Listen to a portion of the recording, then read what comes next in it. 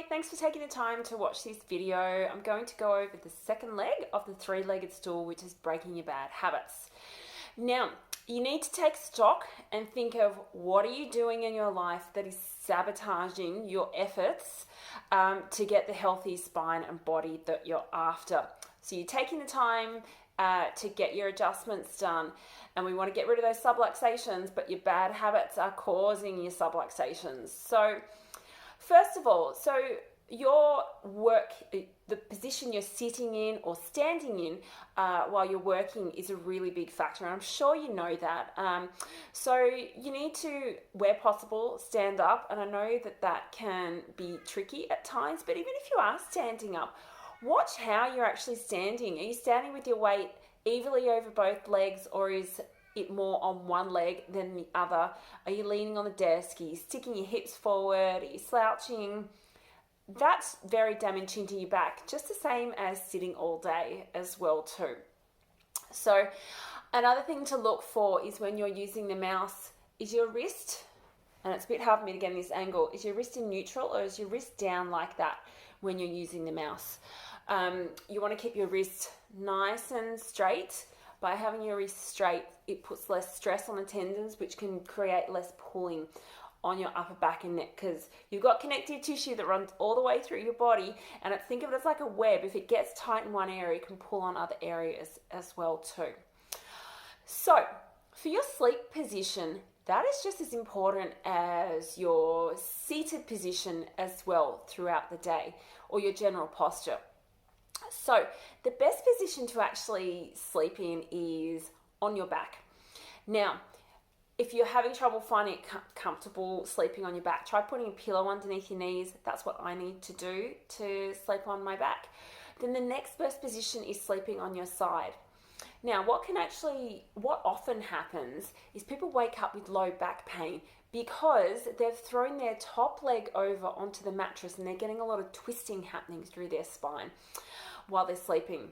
So to try and minimize this happening, put a pillow between your knees, or put a cushion just at the front of your stomach. So you might twist a little bit, but not too much. Now, once your mattress gets to being about 10 years old, time to think about start replacing it. And also for pillows, I often get asked about pillows as well too. So when you're lying flat on your back, you want your neck and head to all be in a nice alignment. So you don't want your head being pushed forward and you don't want it tilting back either. The same as if you sleep on your side. So pretending I'm sleeping on my right, I don't want my head dipping down and I don't want my head being pushed up either. So I personally really like a contoured pillow, but I know that's not everyone's cup of tea. So the main thing with your pillow is make sure everything's straight. It needs to be the right height for you. So the reason why I like a contoured pillow is that it's got the dip for your head and the built up bit to help support your neck. So you need to actually look as well at how many hours a day you're sitting, and that's not just while you're working, that's meal times, commuting to and from work as well too, and leisure time as well, because that can all stack up throughout your day.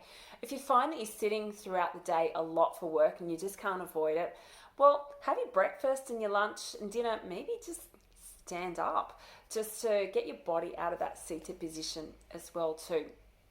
Now, some ways to sneak in a bit more activity throughout your day. If you find that you can't get out and go for a walk, maybe it's too dark or it's raining, you just don't really want to go outside. This may seem a little bit silly doing this, but really no one's going to see you. Is you could just do some laps, pace up and down your lounge room while you're watching TV.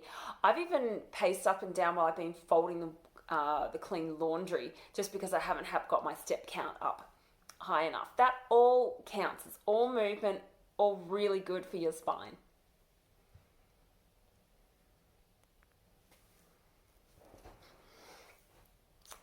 So also with breaking your bad habits, you need to look at what you're eating as well too. Now, typically the Western diet has got too much sugar, salt, and animal fats in it. So now I'm not saying you need to become vegetarian, but just try and reduce. And when I say animal fats, that's also just generally animal products as well too. Plant-based diet has been shown to be best. So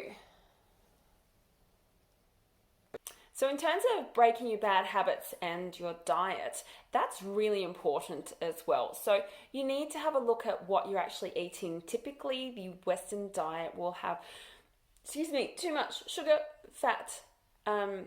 sugar, salt, and animal fats.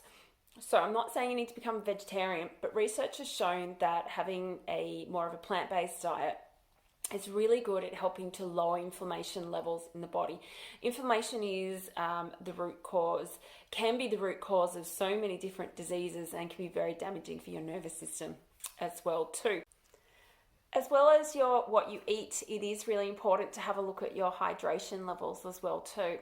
So we know we need to get to about 3 liters of water a day. Are you actually doing it? So if you're having tea and coffee, these things cause you to lose water. What you need to also do is have an extra glass of water to replace that fluid volume that you have lost. So thanks for listening to the second leg of the three-legged stool, which is breaking bad habits. Feel free to reach out to me if you have any questions. Thanks.